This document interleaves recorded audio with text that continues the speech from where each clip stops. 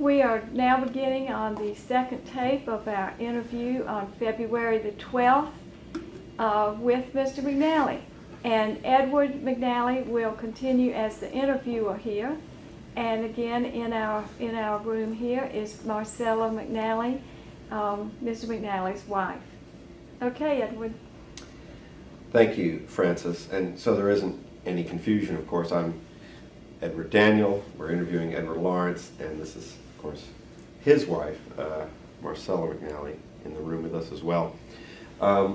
We left off with your second to last mission, flying out of Panatella, Italy, in June of 1944, and your pilot and co-pilot had just barely been able to get the plane back in after it had taken damage. And so let's just start from landing, getting back to that base. What was the mood like on the ship, on the plane, I should say, as you came in? Relief, jubilation, you're laughing, what's going on? Yes, all those things. Very happy, high fives all around. Successful mission. And the 4 officers reported to an interrogation officer, the 6 sergeants to another. We all reported exactly what we recalled of the mission, which we did, as I outlined in the first tape. We then went back to our quarters, which were a tent, which on the side of a hill where 4 of us lived, the 4 officers. And the next morning, another difficult mission. Before you describe that mission, I want to get a visual on this tape as well, this videotape, because this is, tell us about this picture. This is over Palesti. Well, this is a picture of a raid at low altitude. No, those are high altitudes. That was very much like the raid where our engine was damaged and we limped home, so-called. Okay? That's that. Now let me tell you... I want to just get a little context again. This is the mission we had just talked about was the first time that it seemed like your life, you might have imagined that your life was really at risk. No. Okay, and no one else on the flight felt that way. But as you get back, and you told me us earlier that you were writing all the time. You still writing home from the base? You writing letters home from the base? Did you write? Do you remember writing about this mission? We don't describe any missions or mention any flights at all. So what do you write about? Love. Okay, very good. And we never talked about this before. When you're there in Italy, it's in the middle of the war, there's a lot going on, you're hearing about the war, you're flying missions all the time. What do you miss? We know you miss your wife, you're newlywed still. What do you miss from home the most? I can't remember. I cannot remember what I missed.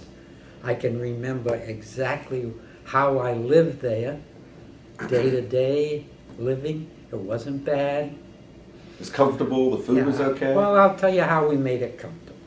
For one thing, while we were on a hill and the tent was kind of set up slanting, there's always Italian laborers willing to work for a few cigarettes. And I didn't smoke. I had plenty of cigarettes. And I called a couple of Italian laborers over and I said, dig down, make this flat. And they dug down. Then we had concrete blocks and such. So we ended up with a wall on one side, a flat place for our tent. All this in 6 or 7 or 10 days. And the dust was really bad in summer in Italy. So there was an Italian that went by with a water truck. And I used to give him cigarettes if he'd pour water all around our tent, which kept it not dusty and cool. And all we had was 4 cots and a place to hang our stuff, and that was it. Nothing else. I hesitate to try to even guess what happened when it got cold, because Italy gets cold in the wintertime. But we were there for 6 weeks in June and July. Hot? Hot? Not too hot. Not too bad. And you're just eating regular military rations, no Italian food or anything like that? No Italian food. So how soon before you fly again after that particular mission? All right, we remember that one engine was destroyed, but as soon as we land, the ground crew immediately gets to work removing that engine and installing a new one in a matter of hours. And whatever other damage, holes in the plane, for example, from flak, they rivet a new piece right over it. They can work all night because they don't have anything to do during the day. And we went out the next morning and our plane was ready to fly again. And I was going to tell you the terrible shock we had when the intelligence officers pointed out the next mission. Wiener Neudorf, aircraft factories near Vienna, Austria. This is one of the most highly defended targets in the entire war. And we had never faced German fighters before. We were afraid of flak. The thicker it was, the more we feared it. And did I tell you about when I was leaning over my bomb site on one mission and just moved my head slightly to the right, and the plane that was flying on our wing, maybe 40 feet away, maybe 50, I don't know. But as soon as I looked in a wink, 4 shells of anti-aircraft hit him right in the middle. The wings fell off, it burst into flame, and I don't know how anybody got out. And all I did, moved my head back and continued on. It didn't make me any more fearful than a minute before. It was just war. But I and my crew, somehow we felt we were being protected. Now, it was almost a maximum mission, which means hundreds and hundreds of planes flying up the Adriatic and toward Vienna. As we were nearing the target, I had not armed the bombs yet. We were not close enough for that. But all of a sudden, we could hear thump, thump, thump. These are 6-inch cannon shells hitting our plane. And we hear enemy fighters 6 o'clock, enemy fighters 3 o'clock, enemy fighters 6 o'clock. And everybody is hollering. All the machine guns are going. And I looked up from my bomb sight. I could see straight up. And it looked like about 10 feet of, 10 or 15 feet high, a German fighter plane is going over here. Black and white with yellow markings. It flies right past. And the last word we heard was Tokyo tanks on fire. That's our fuel tanks have burst into flame. And the pilot said, "Do not shout over the intercoms." He didn't want everybody hollering at once. That was the last word I heard. The next thing I heard was clang, clang, clang, clang, clang, clang, clang. That's the call to bail out. The plane is doomed. And meanwhile, my gunner, Toomey, is firing his machine gun in a turret that's powered by hydraulic power. If any of those hydraulic lines had split at any time, his turret, and I had a picture of it, but it's, there. His turret would have been stuck on one side, and he couldn't get out. They give you a little wheel to turn like this.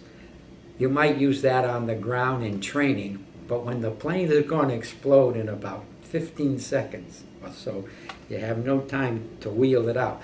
So I waited, and thank God he swung his turret to the other side, and when it reached the middle, I opened the door. And when you open the door to the turret, he can't move it anymore. I clapped my hand on his shoulder. I said, "Get out." He gets out, and he has a flak suit on, which is armor plate, and I pull it, and it falls right to the ground. I hand him his chute. He snaps it on. I got my chute on already. I turn around, and I pull the nose wheel doors, and they fall away like that. That's where the nose wheel would come down. And I thought for a second, I ought to let him go out first. He's a crew member, I'm an officer, but there's not enough room in the front to turn around. So I sit down and I make sure he's following me. I go out, feet first, and in the next second, I'm falling and I'm looking up at the sky. And I said, should I pull my chute now? I'm supposed to wait and count so that I'm out of any debris, any fire, any shells. I'm supposed to wait. But I said, I'm in a good position. I'm looking right up at the sky. I've been out for maybe a few seconds. I'll pull it. And I pulled it. And all of a sudden, where it's been noisy and cannon shells and all, it goes whoosh, whoosh. That's all you can hear, little bits of air. And it so happens that the way I fell out, as soon as my chute opened, I'm looking straight at the tail of my plane, which by this time is, who knows how far ahead, mile, 3/4, I don't know, maybe less. It explodes. And a burst of flame, and that's it. But that was the very plane that we were in. We had it on a pilot that sent it straight ahead. Now, as I go down, I'm up about 20,000 feet, and I'm kind of caught up a little in my chute. Not too bad, but a little. And I reach up like this, and I try to straighten myself out, and I grasp the metal hooks, and both my hands start to freeze. And to this day, I cannot go into Publix in the frozen foods without my hands turning white. But anyhow, I started down, and I could see a German fighter plane approaching me. So I immediately did this. I slumped in my chute, closed my eyes, put my hands down at my sides, and made believe I was dead. Some guys come out of their plane and get killed, but they still manage to get their chute open. In fact, that happened to one of the men on our plane. And he went right around like this. And I could see him, his scarf and everything. But then it took me about 15 minutes to land, it seemed to me. I landed right in a cornfield. I was not injured when I landed. I took off my chute. I attempted to bury it, do whatever I could to escape, but it was impossible. I could hear the barking of the dogs, the yelling of the farmers with their pitchforks. And I said, "Kamerad," I don't know, that may be German for I give up. But every single one of us says the same thing. We laugh when we hit the ground. We're happy. That is just exultant. We're alive. That's all that matters. I was happy to give up. I was glad to see him. Except I was more pleased to see German soldiers and officers. They didn't let the farmers harm us. So I started walking, and I came to another road, and one of my crew members, Speed, the waist gunner, was on a big white German farm horse, a huge horse, and he's riding on the horse. And I said, "Speed, how come you get a ride? I have to walk." He said, "Lieutenant, I'm hurt." He said, I have shrapnel in my leg, size of my thumb. So I walked in and he walked in. Now where did we walk into?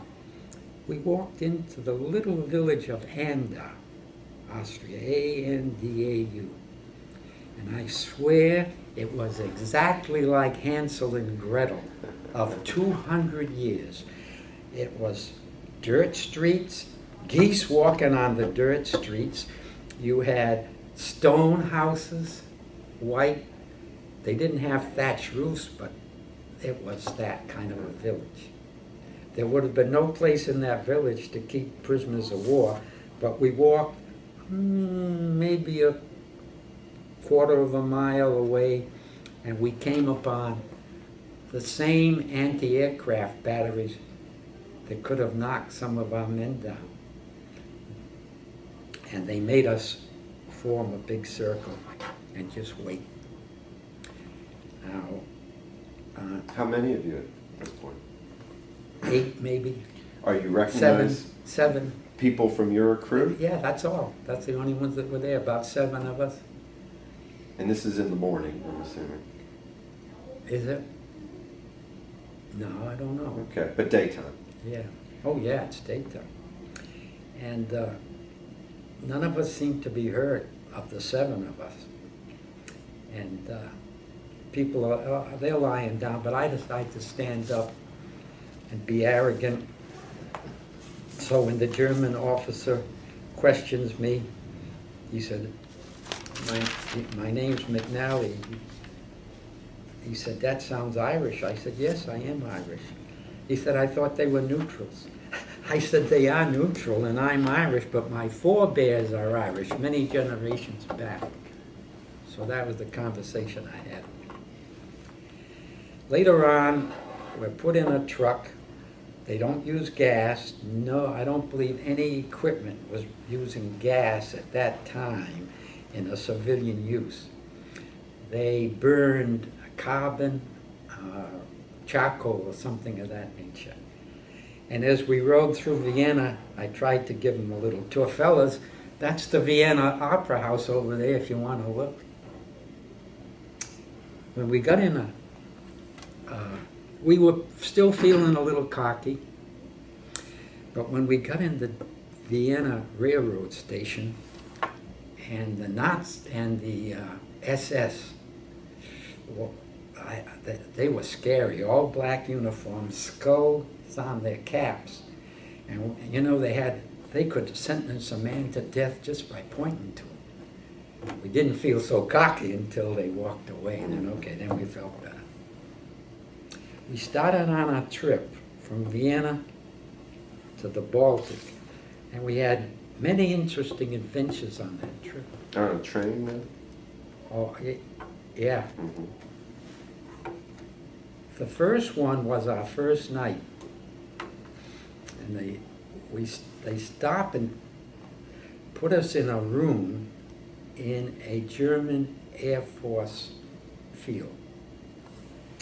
And somebody brings us a loaf of bread and some meat, sausage. And we have a knock on the door, we let them in. It's 3 German Air Force pilots. And they want to discuss the war.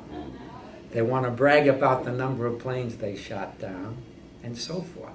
And we're all wearing these little rah-rah butch cuts, and they all got long hair.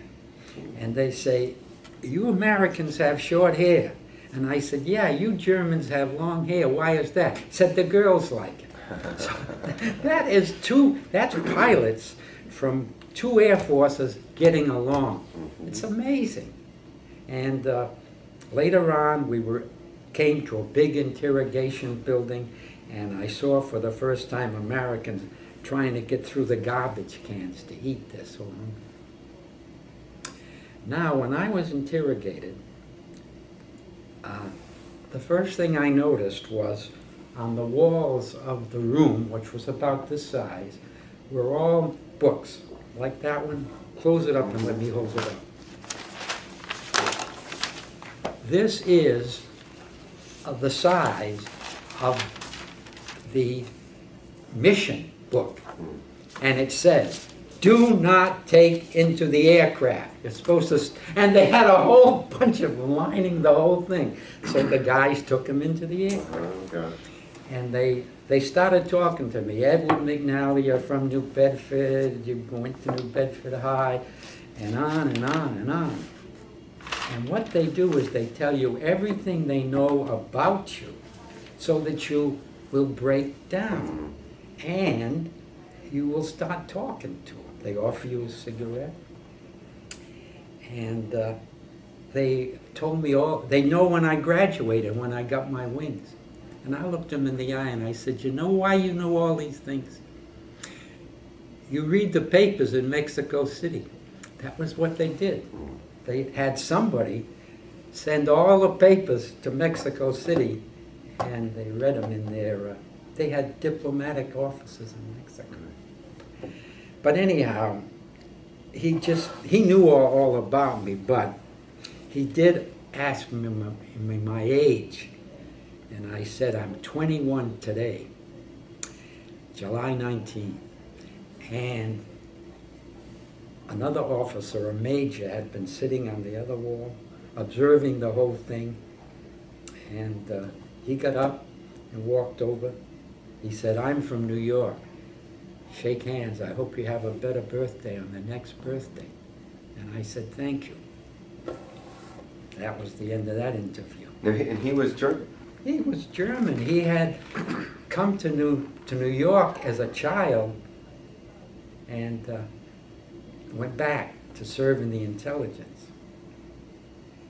All right, next thing, we're at our camp, Stalag Luft 1, in the beautiful little town of Bath on the Baltic. Bath is all a medieval town with a red brick wall, windmills, and a cathedral. We never saw the inside of Bath, but we were on a kind of a meadow. Thousands and thousands of us, all officers, all nationalities, and the room was larger than this, I guess, each room. We each had a bed made of wooden slats, a mattress made of burlap full of straw, and a blanket, and a pillow, I guess. And we had 2 bunks, so there were about 20 of us in each room, maybe 18, I'm not sure. We had one large red container about this high. You could wash your clothes in it, throw them out, rinse it, make soup. In other words, we used the big bowl for everything, and each guy had a little brown bowl. If I must describe it as a very good example would be Hogan's Heroes. This was a TV show that went for many years. In the 60s. Maybe not on anymore. But that was the room, that were the guys, and that was the way we were treated, because the German Air Force were the gentlemen of the German Army. They saluted, except when officials came from Germany, in which case they had to use the Nazi salute, but most of the time, just like that. Mm-hmm. But did you know that about them before you were captured? We hoped. Uh-huh. In fact, I had a friend, Charlie Martin, was our best man at the wedding. He said, get shot down, Mac. You can go to Heidelberg, get a degree. I didn't go to Heidelberg, and Charlie did not get shot down. He came home safe. But how much were you told in training about what that experience might be like, what you were supposed to do when you get shot down, when you get captured, when you get interrogated? How much of this was part of your training? Well, not much. We were told if we were captured, name, rank, and serial number, that's all you have to tell them. Do you remember your serial number? 0686-6105. Okay. Name rank, I was a first lieutenant at the time. I'm not 100% sure I knew I was a first lieutenant. I think I thought I was still a second lieutenant, but I had gotten promoted during that time. It took a few days, I'm assuming, from the little village. What'd you call the village in Austria near Vienna? Andau. Andau. From getting from Andau to Vienna to the Baltic. Yeah. A week, maybe? Maybe not. Maybe not that long. And you're on this train with a lot of other prisoners who've been captured, I assume. Yeah, it seems so. Are you allowed to talk to other people? What's the mood on that train? Are you really anxious? Are you trying to make jokes and make light of it, or? From the time I get on that train to the time I reach the Baltic, it might have been in one night. Oh, wow. Overnight. Okay. I mean, a day and a night and another day. But our camp was surrounded by barbed wire. I had coiled barbed wire between two barbed wire fences. At night, they had German dogs, police dogs, running around all the time. And the gun towers were manned by old men, and the searchlights. Okay, so everything was there to prevent us from escaping. But we had an entire escape plan. If you were given permission to escape, they would try to outfit you with wire cutters, civilian clothes, and all that stuff. So one guy cut his way through the wire and got in the middle of it. And he was stuck there. So one of these German guards shot him in the stomach. They say it pierced his intestines 12 times. They rushed him to a hospital, put him on an operating table, brought in the best surgeon they could, try to save his life. Is that strange but true? That's the way they were. And every time there was an air raid, and these were very, very important air raids, you would say, well, you're on the Baltic Sea, there's nothing around there, why would they have an air raid?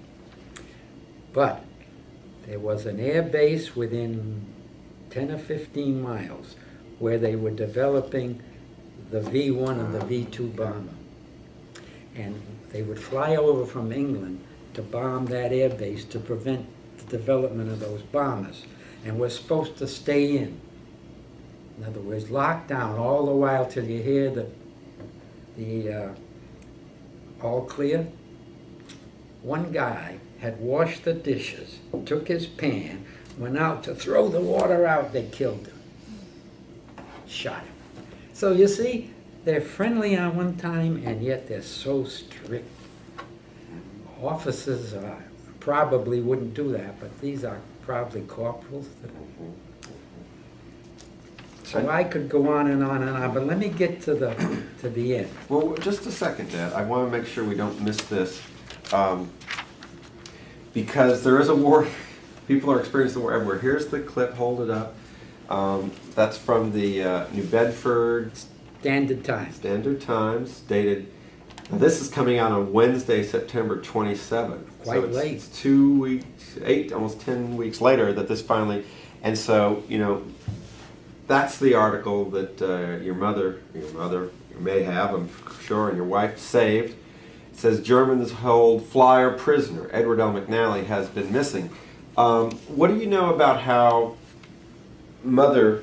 When was she informed, and what was she? What was her awareness of your situation? Wasn't there a woman had a bad reputation? She was an American, but she was Tokyo Rose or something. Now Tokyo Rose on this side. What the European name for her, I don't know. But that type of information went out at once.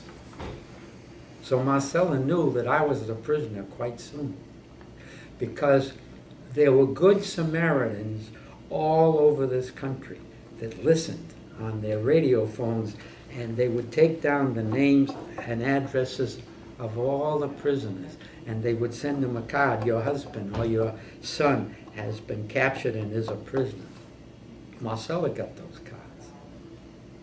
So she knew I was a prisoner. Did you feel she would get that news and she'd be okay? Were you worried about how upset she might be, or? I don't remember that too much. Were there other prisoners who'd been there for a long time at this camp? No. It was relatively new. No, relatively new. I've heard you talk before about how you guys spent the time.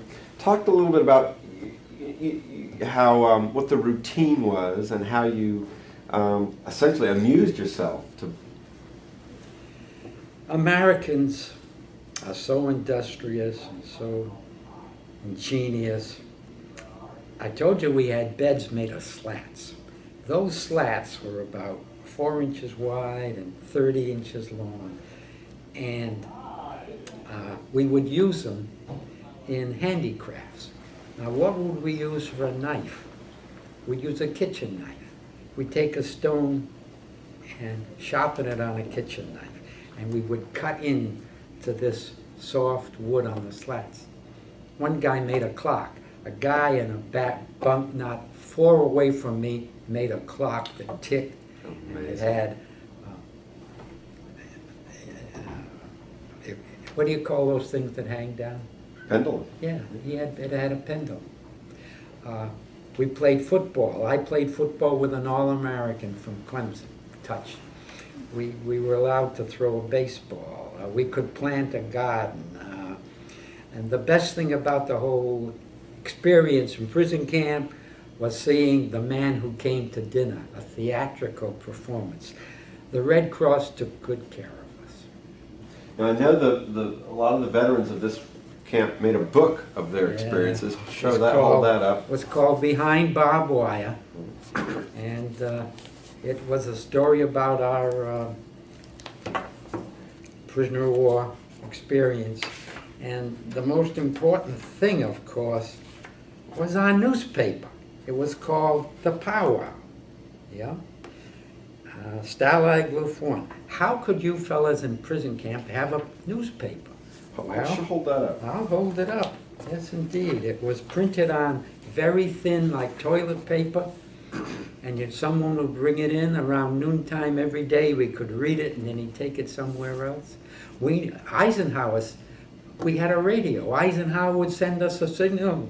We're coming in. Stay with it. Don't give up.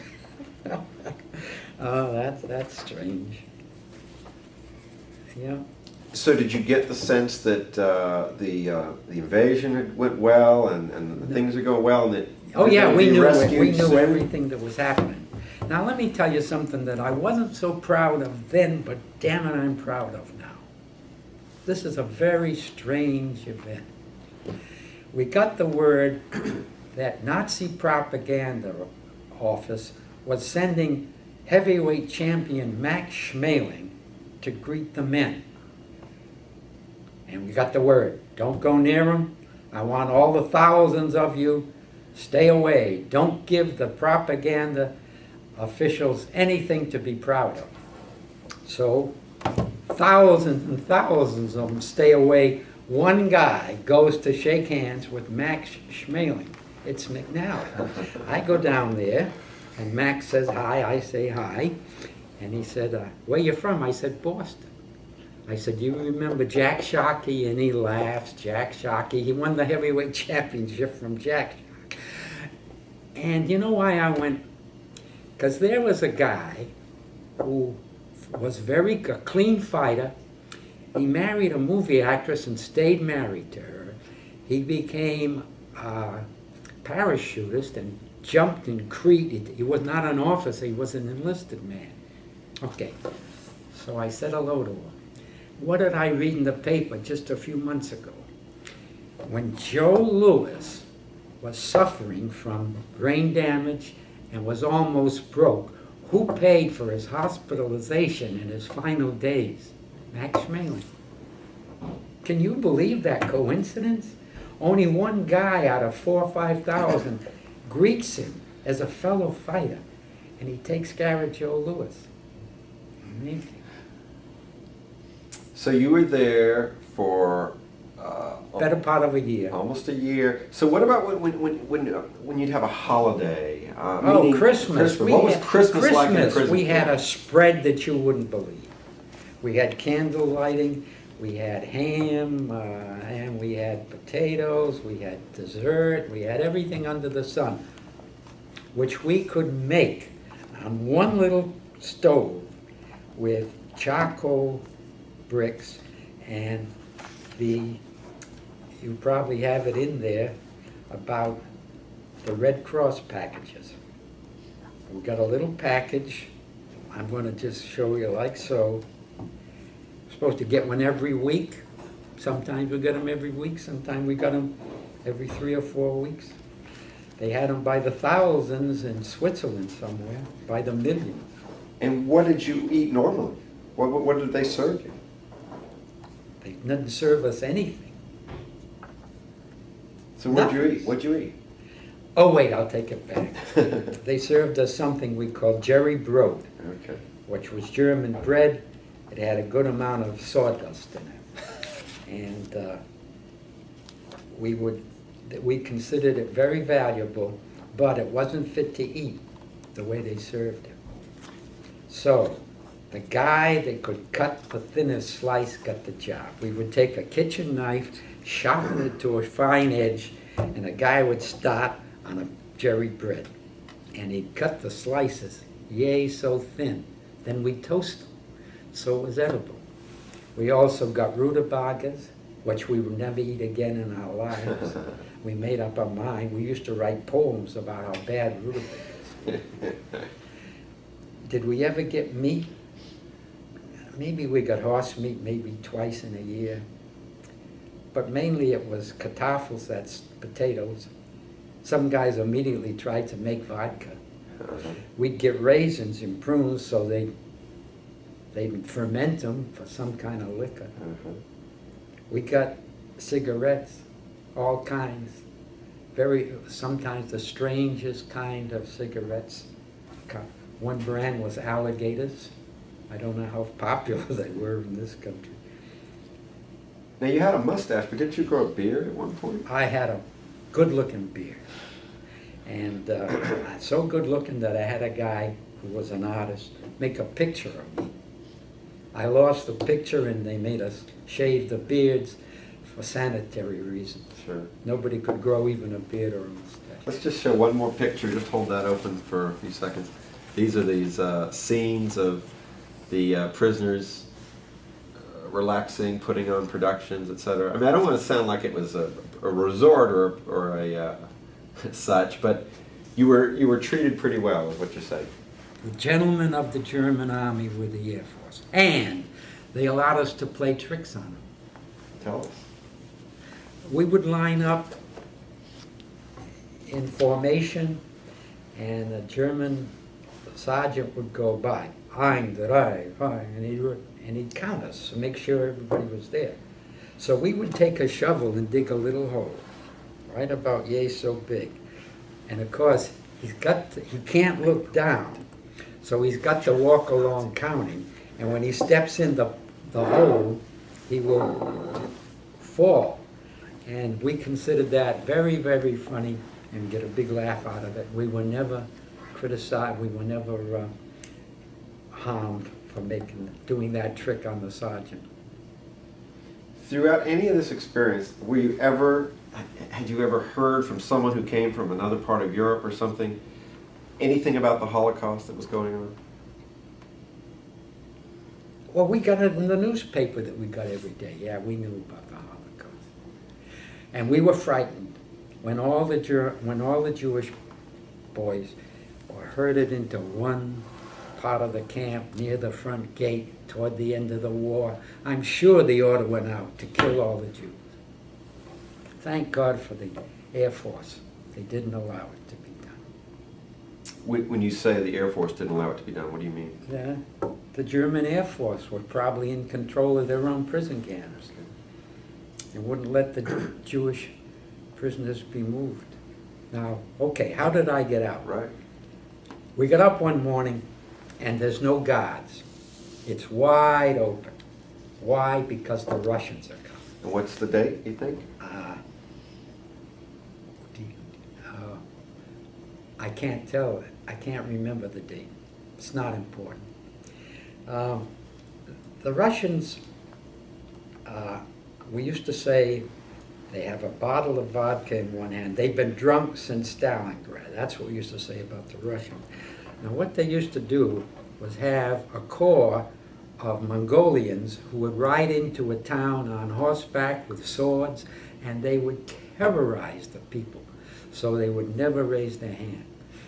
The Russians had no graves registration.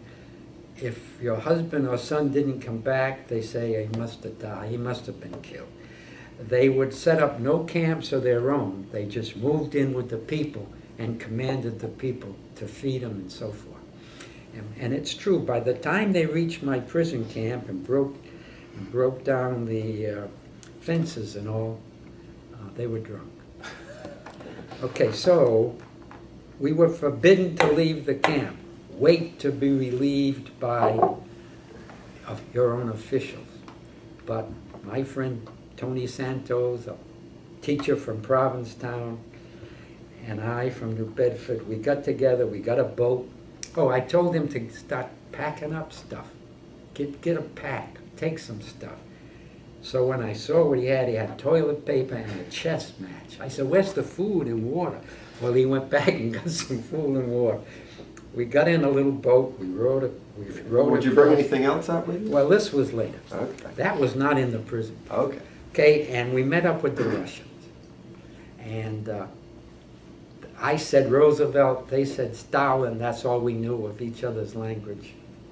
And you had to keep smiling all the time, because if they saw you looking bad, God knows what they'll do to you. But if everybody's happy, it's okay. I had two examples of Russian activity. Yeah, let's hear this.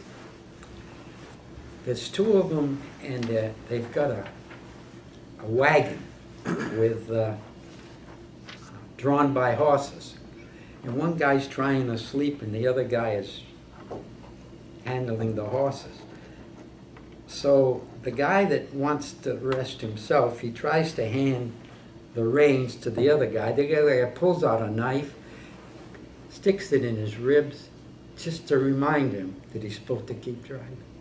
So that was that. They're very, very vicious. Now, another time I was in a truck. Tony and I were both in a truck with about 6 or 8 Russians, and we're going as fast as we can down the highway. Now, ahead of us in the distance is another Russian. He's got a motorcycle, but the back tire is flat. So we're going, and the driver just fixed just right so he can turn the wheels, hit the guy, hit him in the ditch, and it's worth a big laugh to all the Russians. The guy could have been killed. But that's the way they were. And where did they take you to? They took us right up to the British lines, and there was a problem. Russians and British meet. Will they fire on each other or not? As soon as we were able to leave the Russians, we joined the British. Now this is before the attack on Berlin. The war's not over yet. The war's over as soon as I hit London. Were you there for I was VE there Day? for VE Day. The lights went on when I was there. All right. So talk about, I know you flew over in Montgomery's plane. Yeah. Now General Montgomery wasn't on the plane, but it's his right. plane. So you get to London, May of, is that late April of 44. Talk about being in London and in the days after the war, because you were there for a good 6 weeks, right? I don't think it was that long. Okay, maybe a month. I can't remember. But they installed us in a place to live, and I don't know whether it was a former hotel, but it had been stripped of everything but a cot, to say. But we were in London. We could go to the theater. I learned a lot about the London theater. You saw Gielgud and Hamlet. Yeah, I did. John Gielgud. That's right, I did. I saw that. And we could eat in the British restaurants and so forth. So Now you must have wanted to get in touch with Mom by this point. I did. I got in touch with her. You were able to make a phone call? Sure. Or okay. Okay. And were you able? What about the other guys in your crew who? I never met them. You weren't able to stay in touch with them at the camp? No, of course not. You were in a compound someplace else. No, I got away. And Because I went by myself. But when you were in the prison camp, were there men from your crew in the prison camp? We were all together in the same But you left separately. Yeah. And, okay. So tell us about getting back to the U.S. and where did they send you That is one first? of the most interesting things that, I mean, people won't believe it. What happened? Okay. So I'm in a compound in a German town, and somebody makes an announcement, holler as loud as he can. The general will take a few prisoners of war back to England if you want to go. And I grab my stuff, and I try to get Tony to come with me, and he couldn't get ready. I ran down, and I tried. The airfield was and I practically stopped a British guy, an officer, and I said, please, I'm trying to get out of here. The general will take a few men back to London. So he said, hop in, and I went in. Well, what about your souvenir? I got my souvenir. I got my souvenir in Germany. But I had this bag, not a burlap bag, a duffel bag full of German stuff. Okay. So I reached in and pulled out a Schwarzkisse, gave it to the British guy, he puts it on his arm. Oh my God. When he got to the airfield, which is heavily secured, they salute him. He says, Hitler Youth, yes sir, and they let him go right by. And there's the general's plane is taxiing down the runway, gaining speed. The British driver drives me in front of it, and it has to stop. And I jump out, and guys help me in the plane. Yes. And I'm with the Gainland, Montgomery's chief of staff, who accepted the surrender at Flensburg. And they fly back to England. And they take pictures of all of us, and I have the pictures. Not here, but I have them. But talk about getting back to the U.S. Talk about when you see Mom again for the first time. She can't believe I'm looking as good as I do. This is in New Bedford? No, it was at an army camp near Boston. Okay. I got a nice uniform. Copley Hotel. I look good. I feel good. You didn't meet in a hotel in Boston, maybe? Might have been. The Copley Hotel Okay, in the Boston. Copley, yeah. That's a great place. But I was stationed at an army camp. I couldn't go home. I couldn't go to New Bedford. Now, are you willing to be part of this part of the conversation? All right. We'll move in a little closer. We've only got a few more minutes. I'm going to remind our listeners that this is Marcella McNally. My parents have been married 63 years. But at this point, in June of 44, or 45, you've been married about 15 months. So let's hear, Mom, what was tell me your impressions of seeing Dad for the first time and in all that time. And you had gone so long without knowing where he was. Well, his face his cheeks were, he had gained weight, and I was amazed. I thought he'd come home emaciated, but he wasn't then. He ate well in England, maybe. I think so. And so. No, we ate well on the ship. Did you hear about the guy that ate 17 eggs for breakfast? Yeah, that's what, soft boiled. On the troop ship coming home, took us about 6 days to cross the Atlantic, but go on. What did you do that year when Dad was gone? Well, first they sent a telegram saying that he was missing in action. And I was staying with my parents. And when Mother got this, she called, I was at work, she called out Mary and asked her to come. She couldn't tell me. And I thought it was odd that Mary was there when I got home, but anyway, she told me, and I just ran down to church. From then on, I went to church every morning before I went to the office. Yes. And you were you working at the ration board at Yes. this point? And 3 weeks later, I knew he was a prisoner. So 3 weeks of not knowing, and then better to be a prisoner than Yeah. not knowing. Yes. And when did you first know he'd escaped? When he called from England? Yes. And what was that like? What was that phone call like? Wonderful. To know that he was safe and would be coming home. But during all that time, you went to church every day. You worked in the ration board. What was your job there? I was in charge of gasoline rationing And this was late in the of that war. particular department. Late in the war, were people getting tired of rationing, or they wanted to help just as much, or you just gotten used to it by then? Well, they were never used to it. They always wanted more coupons so they could buy more gas or get tires or whatever. But no, that was it. Edward, I really would like Yeah. to mention this. Do we have 10 minutes? We do have that time. Show 5 this. minutes? Show this. This, many years after the war, beginning in like the 70s, was it then? You heard about this reunion group of your... 70s?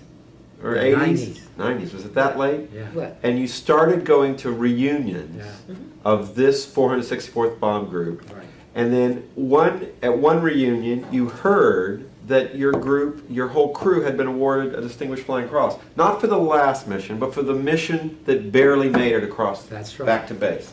And this letter is dated February 21st, 1992. It's from Maxon to his elected official.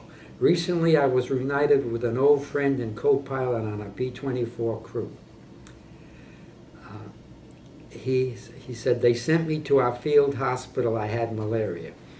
My crew took a replacement gunner on the following day. 7 Me-109s made one pass at them and knocked them out of the air. The enemy wasn't satisfied just to down our plane. They continued to shoot our men as they floated to earth. One crew member died upon landing. The man who took my place was shot in his right hip and had to be removed, his right leg, and it had to be removed at the hip. He walks with a wooden leg.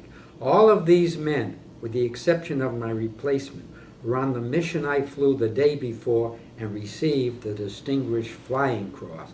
The award was made in October '44, and by that time my crew were POWs. Their records were probably somewhere else in the 15th Air Force. They earned it. They deserve it. Okay, that's the letter he wrote. He wrote that on February 21st, 1992.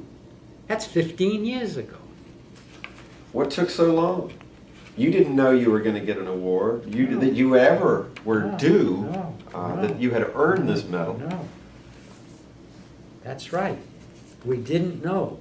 But we thought surely one letter to a senator, and they find the records, and it's in. But what happened? No matter how many elected officials were tried, the Air Force always said no. Why do you think they said no? Oh, by the way, why did I go so much trouble trying to write There's your down? list There's right all there. my crew Forgot it. members in their Now picture. we know.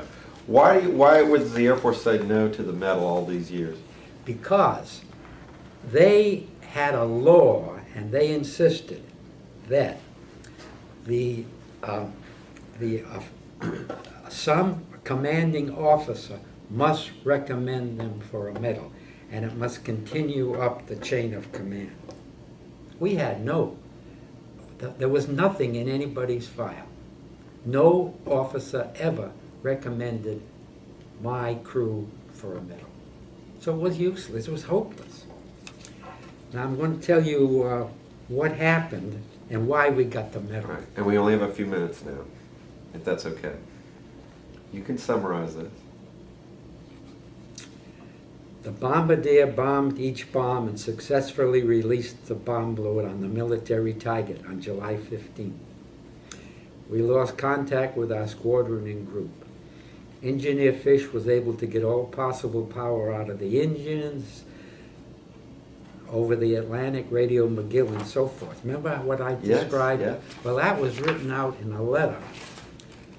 And that letter was signed by Ted Bell.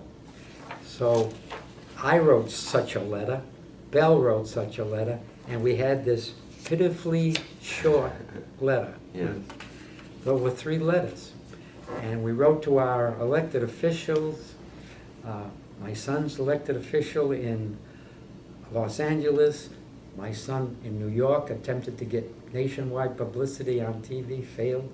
I wrote to all my officials, and the answer was always the same. Unless there's a letter recommending these veterans for their bravery, it's impossible. So what changed? What finally, we know that this has a story has a happy ending. What finally changed? Well, my son, Michael, in St. Petersburg, made a file of all the information we could possibly gather together, got it in the hands of Congressman Bill Cook, and Bill Cook, Young. Bill Young, Yes. Bill Young refused to let it be stopped. He got it all the way to a panel of 3 generals. The 3 generals disregarded the rules and regulations. They just went in And we learned about this when? about December 20th of December. So what's going to happen now? You've been awarded this medal finally All after of us 50, have. 60 years. And I was given the honor of calling my remaining living crew members. They were all glad to receive the medal. None of them could travel, but I could travel. And I'm going to Washington. We're all going to Washington on about the 29th of April. 24th. 24th of April for a ceremony That's attended fabulous. by, I'm sure, Air Force officers, Congressman Young's staff, and so forth. How will that feel? It'll feel wonderful. It'll feel very good. Have I got any time left? You can wrap up. All right, You know how look. they do it on the talk shows? Something got me very angry, and I'm going to read about it. This is another B-24 that's being shot down. The bombardier said, "I opened the bomb bay doors and put on my chute. I did not have time to get my Mae West on, and we were over water and I bailed out. When I left the nose turret to get my parachute, I'm sure Bombardier Hansen was still firing his guns. Maybe if I had stayed there, I would have been killed too." What did this bombardier do? He left his nose gunner behind. Now listen to this. All members of the crew were awarded a DFC for their mission to Innsbruck. When I read that, I just got very upset. There's a guy who left his nose gunner behind to die, and he got the DFC. But now that your crew has been being honored, and you look back on, over the last couple of years, this is our last statements here, we're all familiar with the Saving Private Ryan, Band of Brothers, The Greatest Generation. What has it been like for you in these last few years to see that kind of attention paid to your Marcella cannot friends understand and why your I want to watch relatives? World War II movies and documentaries. It means everything to me. The World War II was, next to getting married and having children, was the most important event in my life. And I'm so happy that I was old enough, 18, to go. And to be able to talk about it all these years later Exactly. and make this record. We really appreciate you taking this time. Okay. It's a very valuable, I think a lot of people are going to Now, enjoy the hearing reason this and seeing that this. I'm happy to is that we didn't do anything important, but we took part in the whole thing. We just were just a little cog in the big engine that won the war. You They think- needed the bodies, Do you not to do anything remarkable, but to take part. Do you think America will have that kind of unity again someday in a different effort? I hope they'll never need it. Okay. I don't think they ever will. We've got bombs now that can be fired and seek their target out from 5 miles away. We never have to go on land again, I hope. Well, thank you very much, everyone. This was an exceptional account, and we are indeed privileged to hear this and record it, and for you to have taking the time and effort to pull all this together is great. Thank you. And in our last few seconds, you've got 6 kids. How many grandchildren, Mother? 11. 11 great-grandchildren? 6. 6. And so, it's so good you did get married the way you do. You came back, you started having that family. You went to Harvard on the GI Bill. You worked with the Veterans Administration for 30 years. And it's your legacy continues. Oh, yeah. Can you just tell us quickly what you did with the VA? I was chief appraiser for the state of Georgia about the GI Bill. I helped to appraise the properties and repair them and watch the construction by having inspectors. And you've lived here in Stone Mountain, For Georgia for 35 36 years. years. Yes. Great. Well, thank you again. This is excellent. And that's the way it is. I'll turn that off. I think that was Good work, Francis. There we Thank go. you so much. That was incredible. Just wonderful. Considering we didn't rehearse, I think we worked out the timing worked out pretty well. I think it did too. I think it was just wonderful. Thank you. I thought that was just fascinating. And you've heard a lot of Fascinating. these. How many of these have you witnessed or been taken part in? I've Or witnessed it. Also, I do a lot of the transcribing. So even if I haven't been present for one, I've read the accounts or typed the accounts. dozens? think- How many? Well, right we've now? done 350, Oh, my Oh God. my. which is really good, over a period of several years. But this is the first one that I've ever heard where the description of the inside the plane